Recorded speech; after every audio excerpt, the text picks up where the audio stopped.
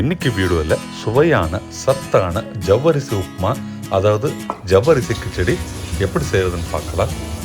நம்ம நாட்டில் மேற்கு பகுதிகளில் இந்த உணவு தான் மிக பிரதான முக்கிய உணவாக இருக்குது. ஜவ்வரிசி உப்புமா செய்கிறதுக்கு உருளைக்கிழங்க இந்த மாதிரி பொடி பொடியாக கட் பண்ணி வச்சுங்க. மிக குறைவான ஐட்டங்களை நம்ம ஜவ்வரிசி உப்புமாவில் யூஸ் பண்ண போகிறோம். பச்சை மிளகாய், அப்புறம் கருவேப்பிலை, முடிஞ்சால் கொஞ்சம் கொத்தமல்லி. கிட்டத்தட்ட 2 மணி நேரம் இந்த ஜவ்வரிசியை நம்ம ஊற வச்சு தண்ணியை வடிகட்டி நல்லா பொலன்னு வச்சுருக்குறோம். வடநாட்டில் இந்த ஜவ்வரிசி உப்புமாவை சாபுதான கிச்சடின்னு சொல்லுவாங்க. இந்த கிச்சடிக்கு இன்னொரு முக்கியமான ஐட்டம் வேர்க்கடலை.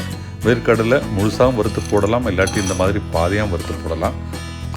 நாங்கள் 2 காரணங்களுக்காக இதை கொஞ்சம் மீடியம் பொடியாக அரைச்சிப்போம். முழு வேர்க்கடலையை குழந்தைங்க சாப்பாட்டில் ஒதுக்கி வச்சுருவாங்க. அது மட்டும் இல்லைங்க, வேர்க்கடலையை நல்லா பவுடராக நம்ம கிச்சடியில் போடும்போது எல்லா பக்கமும் சேர்ந்து சுவையாக சூப்பராக இருக்கும். இந்த மாதிரி நரநரன் பதத்தில் வேர்க்கடலையை அரைச்சி வச்சுக்கோங்க. ஜவ்வரிசி உப்புமா செய்கிறதுக்கு எல்லா ஐட்டம் ரெடி பண்ணியாச்சு. இப்போது ஒரு வானிலையில் இந்த மாதிரி எண்ணெயை கொஞ்சமாக விட்டுக்குங்க, அதிக எண்ணெய் இது இழுக்காது.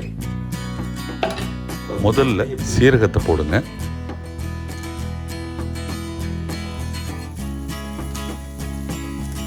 சீரகத்தை எண்ணெயில் நல்லா தாளிச்சிட்டு அடுத்தது நம்ம ஏற்கனவே கட் பண்ணி வச்சுருக்கிற கருவேப்பிலை, கொத்தமல்லி, அப்புறம் பச்சை மிளகாய் இதெல்லாம் போட்டு மெதுவாக கிளறி விடுங்க.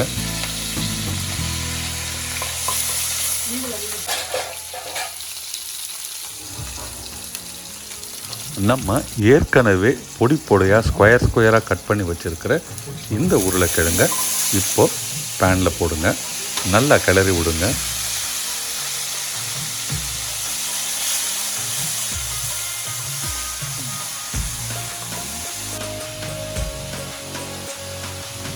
இப்போது உருளைக்கிழங்குக்கான உப்பு கொஞ்சோண்டு போட்டுக்குங்க. போட்டு நல்லா கிளறி விட்டுருங்க.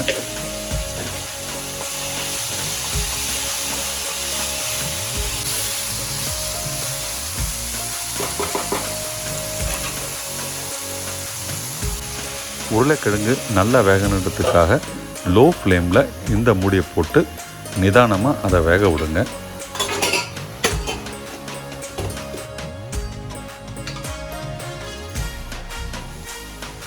கொஞ்ச நேரத்தில் இது வெந்துடும்.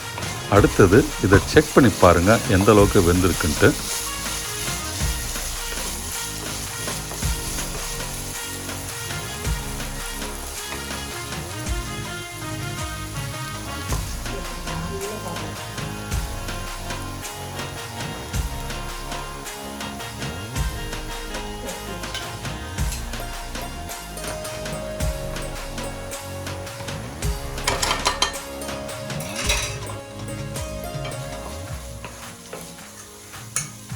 உருளைக்கிழங்கு இப்போது நல்லா வெந்துருச்சு. அடுத்தது நம்ம ஏற்கனவே நல்லா ஊற வச்சு தண்ணி வடிகட்டி வச்சுருக்குறோம் இல்லையா, அந்த ஜவ்வரிசியை பேனுக்கு ட்ரான்ஸ்ஃபர் பண்ணுங்கள்.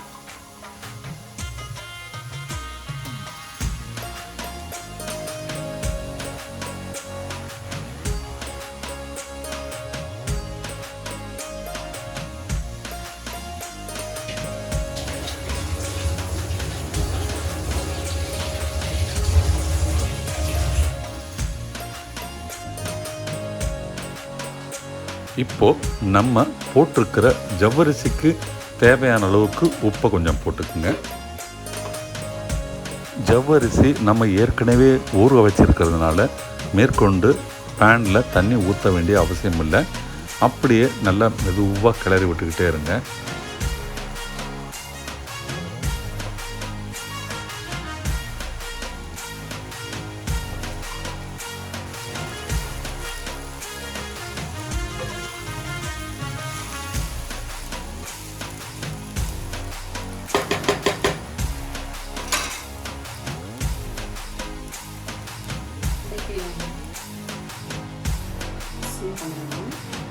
ஜவ்வரிசி இப்போ நல்லா வேகணும்.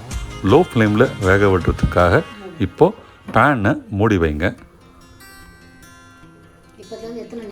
கொஞ்ச நேரத்தில் திறந்து பாருங்கள். இதோ இந்த பதத்தில் பேனில் ஜவ்வரிசி உப்புமா இருக்கும். நல்லா குழன்னு பிடிச்சா மாதிரி இருக்கும். பயப்படாதீங்க, நீங்கள் இதை ஈஸியாக அப்புறமா புலப்புலன்னு ஆக்கிக்கலாம். இப்போது நம்ம ஏற்கனவே அரைச்சி வச்சுருக்கிற அந்த வேர்க்கடலை தூளை இது மேலே கொட்டி இதையும் மறுபடியும் கிளறுங்க.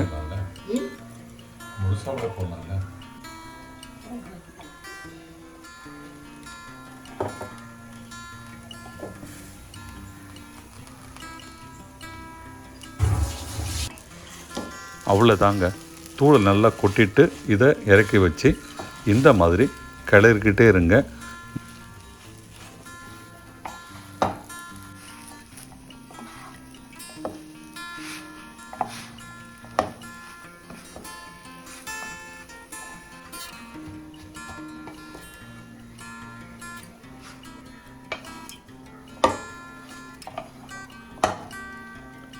நம்ம கிளற ஒன்றோடு ஒன்று ஒட்டிக்கிட்டு இருந்த ஜவ்வரிசி எல்லாம் இப்போது புலன்ட்டு உதிர ஆரம்பிக்கும். இதை அப்படியே அருமையாக சாப்பிட்லாம். ரொம்ப ஒரு டேஸ்டியான ஃபுட்டு. உங்களுக்கு வேணும்னா மேலே இன்னும் கொஞ்சம் வேக வச்ச அல்லது வறுத்து வச்ச வேர்க்கடலையே போட்டுக்கலாம். நம்ம மேற்கொண்டு சுவைக்காக கொஞ்சம் கொத்தமல்லியும் ஆட் பண்ண போகிறோம். நீங்களும் உங்களுக்கு தேவைப்பட்டால் கொத்தமல்லி ஆட் பண்ணிங்க.